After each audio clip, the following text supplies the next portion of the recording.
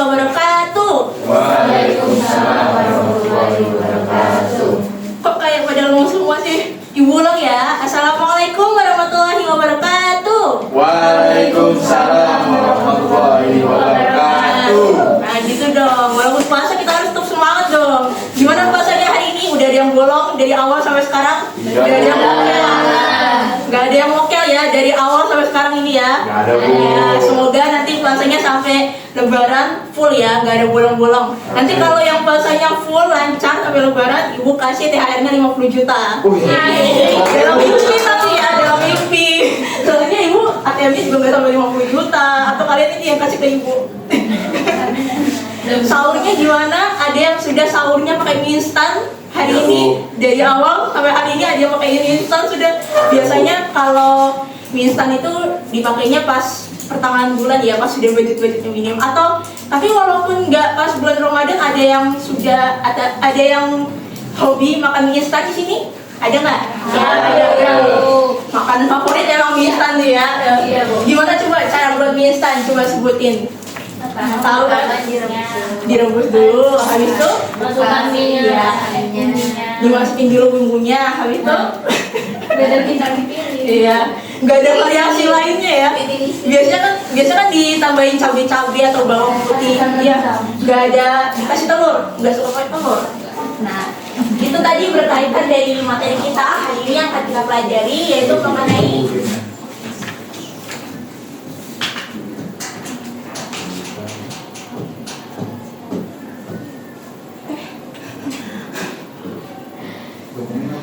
kebaca nggak? Coba. Apa bacanya coba?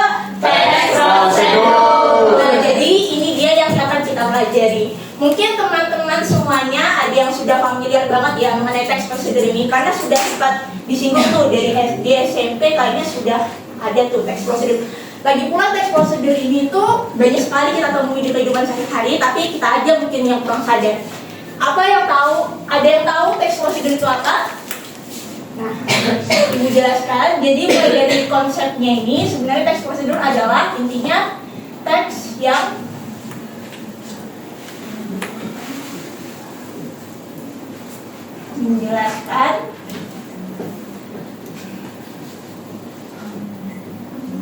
menjelaskan cara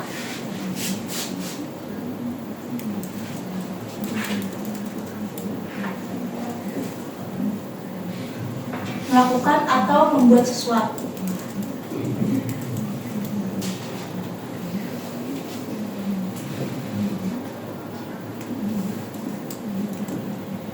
Jadi intinya dari teks prosedur ini yaitu teks yang isinya itu menjelaskan mengenai cara membuat atau melakukan sesuatu. Kira-kira ada yang tahu nggak kenapa kita harus belajar teks prosedur? Kenapa materi ini tuh penting di kehidupan kita? Karena ya ada yang tahu? Iya. Jadi kita itu harus belajar teks prosedur agar kehidupan kita ini teratur dan seimbang. Ya, karena segala sesuatu kan harus dilakukan secara berurutan ya. Kayak tadi sederhana membuat mie instan. Gimana kalau misalnya bumbunya dimasukin ke air panas, malah mie-nya nggak dimasukin ke air panas. Jadi harus berurutan ya. Yang pertama dibuka dulu bungkusnya, baru kita tunggu air mendidih, ditiriskan. Nah, jadi segala sesuatu di kehidupan kita itu harus berurutan. Makanya teks prosedur ini penting kita pelajari. Selain itu, selanjutnya seperti teks-teks lainnya, teks prosedur ini juga ada struktur bagiannya.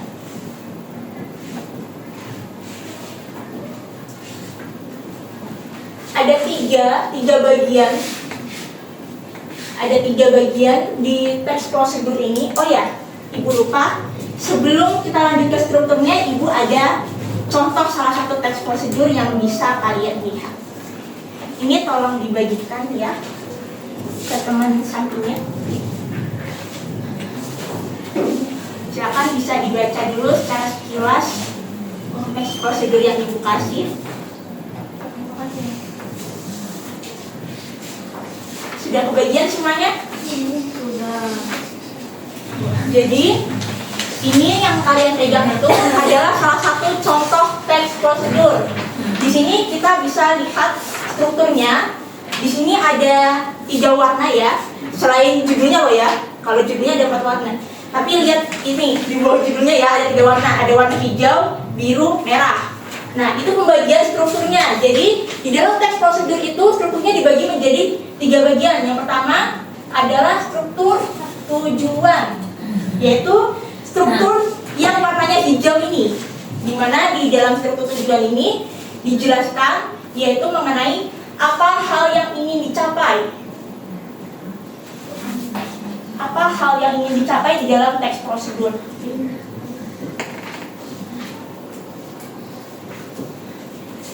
Nah, coba kita lihat. Ini berarti tujuan kan struktur yang paling pertama. Jadi yang warna apa? Tadi Ibu bilang hijau. Coba kalian cermati. Kalau di dalam teks prosedur ini yang di warna hijau ini berarti tujuannya apa? Siapa yang bisa jawab? Ayo angkat tangan. Nanti Ibu kasih hadiah. Dibaca dulu, ayo.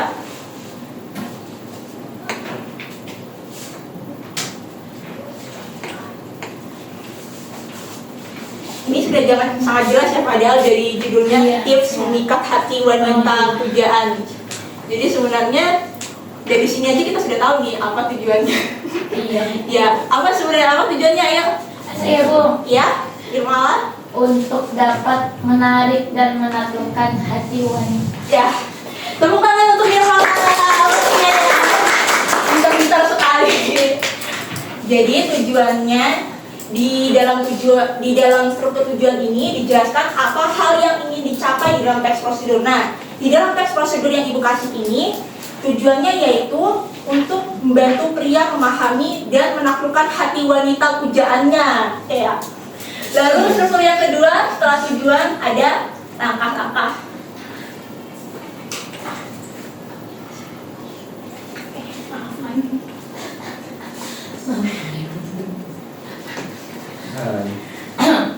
Apa bahasa Inggrisnya?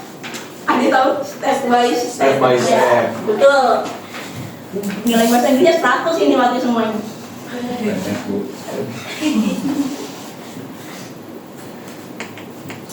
Namanya step by step itu pasti ada urutannya kan. Nah, karena itu ciri khasnya di bagian struktur langkah-langkah ini adalah adanya angka-angka, ditandai dengan adanya penomoran. Boleh dicatat ya, ini yang Ibu jelaskan. Nanti kapan-kapan soalnya ada di beberapa pertemuan akan Ibu adakan kuis untuk kalian. Jadi bisa dicatat ya. Ciri khasnya di dalam struktur yang kedua atau langkah-langkah ini adalah adanya penomoran. Di sini bisa kita lihat di yang warna apa ini? Warna biru ya. Di warna biru ini ada angka 1, 2, 3, 4, 5, 6 mengenai cara-cara menaklukkan hati wanita pujaan. Bagaimana Bu kalau nggak ada angka-angkanya? Nah, kalau nggak ada angka-angkanya biasanya itu ada kata-kata yang bersifat urutan. Misalnya kayak pertama, kedua, ketiga, atau selanjutnya, sebelum itu, berikutnya, dan seterusnya. Jadi selain angka-angka juga biasanya di ciri khasnya ditandai dengan adanya kata urutan. Nah, kalau di bagian tujuan ini dijelaskan mengenai apa hal yang ingin dicapai. Nah, kalau di langkah-langkah ini akan dijelaskan mengenai bagaimana untuk mencapai hal tersebut. Bagaimana mencapai hal tersebut?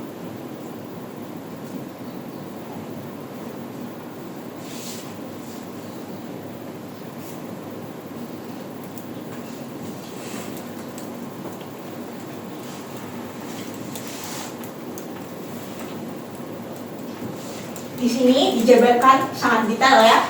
Langkah-langkahnya adalah yang pertama 1, pastikan kamu manusia yang layak.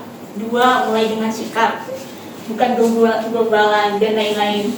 Nanti bisa dicermati sendiri ya, bagaimana langkah-langkah menaklukkan hati wanita. Selanjutnya adalah struktur yang pertama adalah penegasan ulang.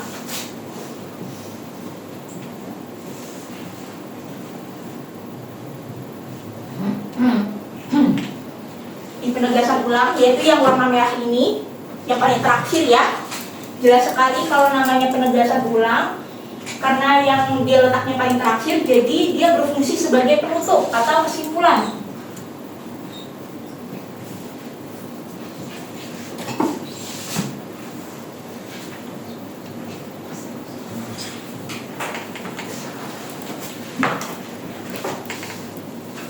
Biasanya itu kata-kata yang dipakai untuk penegasan ulang ini bisa kayak itu tadi cara untuk membuat bla bla bla, atau misalnya bagaimana, mudah bukan bla bla bla, atau enggak ini bisa juga seperti ini. Kata-katanya yang uniknya, jika langkah-langkah di atas dilakukan dengan benar dan tulus, maka peluang mengikat hati wanita akan meningkat. Jadi ini intinya adalah penegasan ulang ini pasti di bagian terakhir dan berisi kesimpulan dari teks prosedur ini. Selain itu, lanjut ke materi selanjutnya.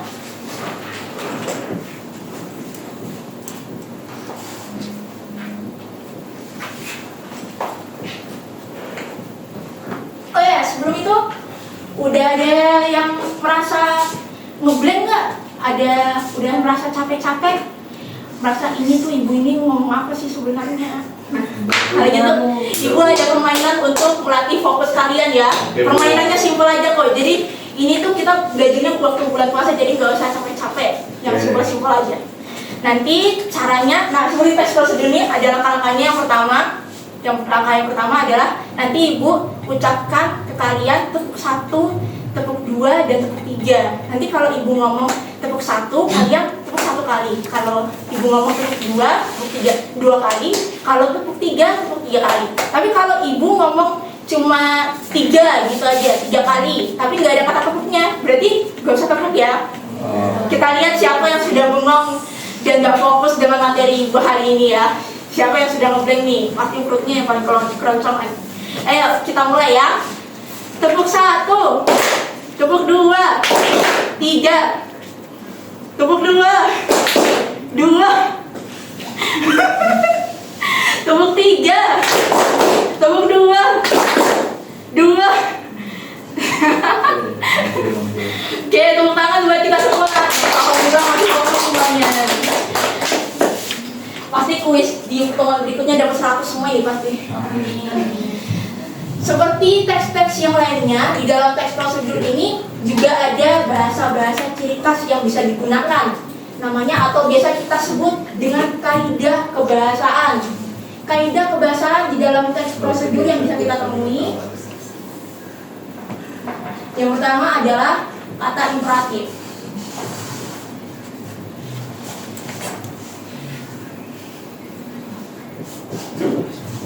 Kata imperatif ini adalah intinya adalah kata yang mengandung perintah.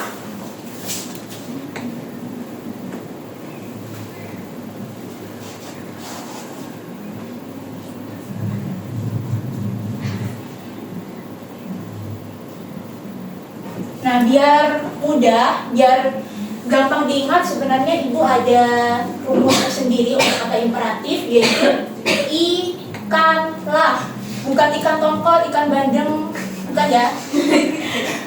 Itu jadi ini maksudnya ikanlah ini, yaitu kata imperatif ini biasanya kata-kata yang diakhiri dengan i, kan, dan lah. Misalnya saja kalau ini cintai, kan, perhatikan ibu mengajar, lah, hapuslah papan tulis ini. Nah, jadi biasanya diakhiri ada kata-kata akhirannya itu i, kan, dan lah.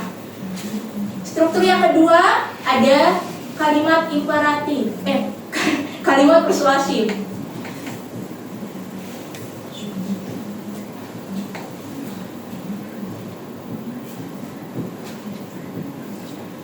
Di dalam kalimat persuasif ini, kalau tadi kata imperatif untuk mengandung perintah, kalau kalimat persuasif ini tujuannya, fungsinya adalah untuk membujuk seseorang.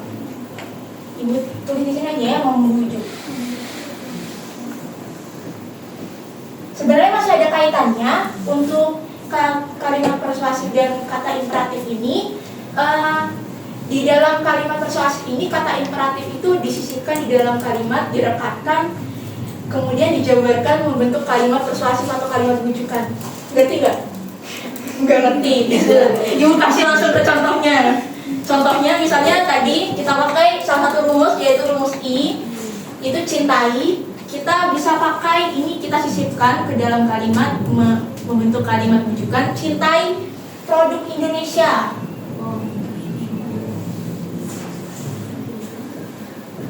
mencintai produk Indonesia agar ini kenapa kita semua agar perekonomian semakin maju.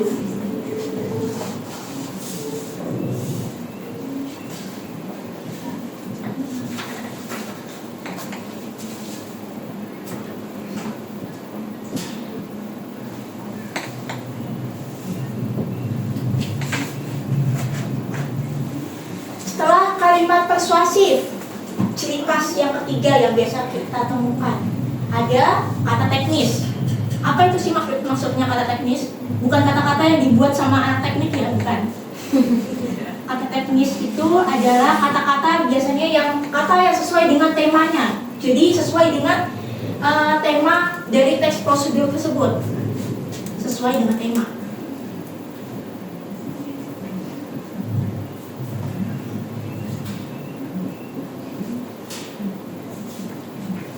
Kata yang sesuai dengan tema. Maksudnya contohnya, misalnya di dalam teks prosedur ini itu mengenai pandemi. Nah, kata-kata yang biasanya dipakai untuk hal-hal yang berkaitan dengan pandemi apa?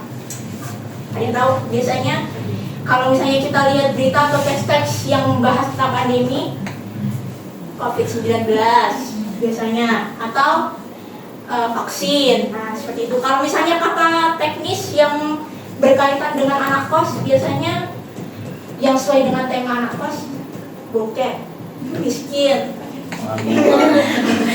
Skip. Selanjutnya setelah kata teknis, nah di dalam teks prosedur ini kita juga pakai konjungsi.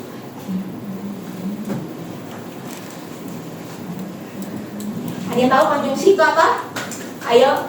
Ibuan. Masa udah lupa? Ya, ibuan. Selain itu gunanya konjungsi sebagai kata ya, betul sekali. Masa sudah lupa sih? Sebagai penghubung ya.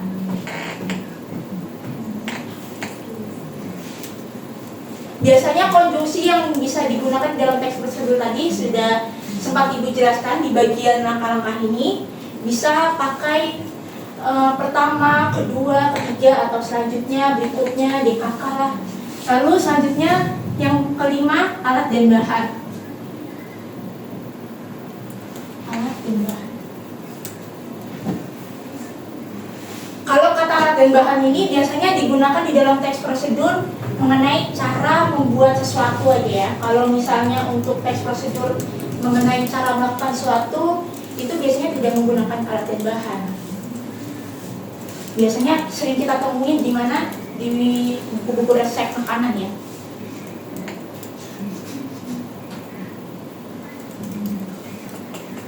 Nah, jadi itu tadi materi kita mengenai teks prosedur, ada strukturnya, ada kaidah kebahasaannya. Ada yang ingin ditanyakan? Yang masih dibingungkan? Ayo jujur saja. Ya, tidak ada ya. Berarti murid-murid Ibu minta semua. Kalau orang sukses, tapi jangan jadi koruptor ya. Oke. Siap, Bu. Jadi itu tadi pelajaran kita mengenai teks prosedur.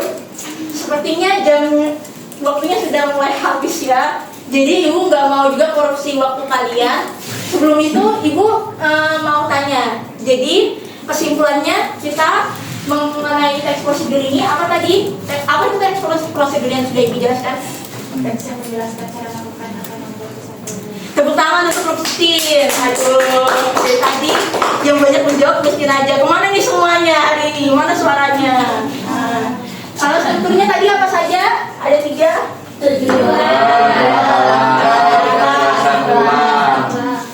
Tujuan gunanya untuk Apa harus dicapai? letaknya di mana? Di bawah, di atas. Kalau langkah-langkah setelah tujuan ya. Habis itu kalau untuk penutup ada penegasan ulang. Selanjutnya ciri khas kebahasaan yang biasa digunakan di dalam teks prosedur ada berapa? 5. Kata yang berarti persuasif, teknis, konjungsi, alat dan bahan. Ingat-ingat ya, nanti kawan-kawan Ibu tunjuk satu-satu loh. Oke. Sebelum mengakhiri pertemuan kita hari ini, Ibu ada tugas spesial untuk mengisi waktu luang kalian di rumah. Tugasnya sebenarnya mudah aja kok, gampang aja. Bisa kalian kerjakan dengan tidur-tidur santai-santai. Ibu nggak akan memberatkan orang yang berpuasa ya. Jadi kalian yang enggak buat ibu. Jadi tugasnya kalian bisa mencari 2 contoh dari teks prosedur. Yang pertama adalah teks prosedur mengenai cara membuat sesuatu. Yang kedua teks prosedur mengenai cara melakukan sesuatu. Nanti di dalam 2 contoh ini kalian bisa tulis ulang atau ditempel saja teksnya, lalu dijelaskan strukturnya, bagian-bagiannya, lalu kaidah kebahasan yang digunakan di dalam teks prosedur yang kalian temukan. Dikumpulnya di pertemuan selanjutnya. Jangan lupa dikerjakan, jangan ditunda-tunda. Oke, nanti kalau misalnya ada yang tidak mengerjakan dan tidak mengumpul, ibu kasih sesuatu lah pokoknya. Oke. Sebelum itu ibu ada pantun. Nanti kalian bilang asik loh ya. Jangan diem-diem aja, nanti garing nanti jadinya ibu. Oke. Makan bakso di bawah pohon. Pantun aja nih ya. Buat bukan nanti makan baksonya, jangan sekarang. Makan bakso di bawah pohon. Sambil minum es kelapa santai-santai. Cintaku padamu seperti pelajaran. Semakin dipelajari semakin melekat di hati. Asik. Wassalamualaikum warahmatullahi wabarakatuh. Terima kasih semuanya.